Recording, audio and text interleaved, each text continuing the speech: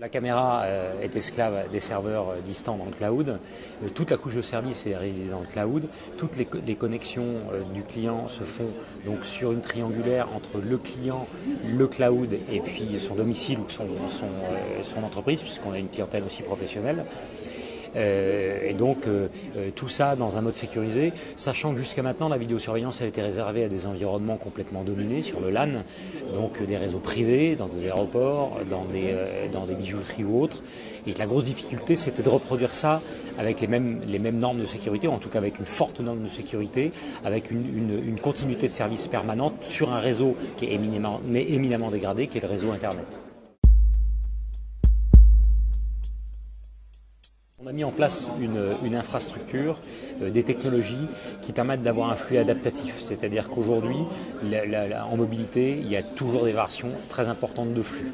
Parce que les réseaux d'opérateurs télécoms sont comme ça, vous pouvez être plus loin, plus près, vous pouvez être isolé, masqué d'un pylône.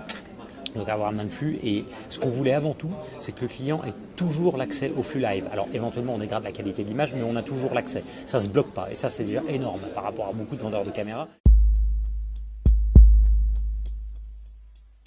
On a travaillé avec des équipes spécialisées chez un gros acteur du IT français, avec des équipes qui sont extrêmement chevronnées là-dessus, qui travaillent pour notamment le monde militaire et le monde de la police.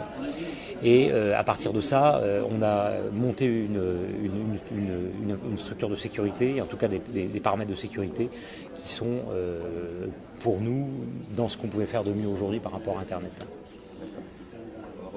Ensuite, tout est toujours relatif, vous le savez bien. Mais aujourd'hui, la décorrélation des données, par exemple par rapport au flux, si vous avez le flux, vous ne savez pas où ça se déroule, ça n'a aucun intérêt. Donc ensuite, on a un certain nombre d'éléments qui nous permettent de bloquer éventuellement une attaque, de bloquer les accès bien sûr aux données, de bloquer l'accès au flux.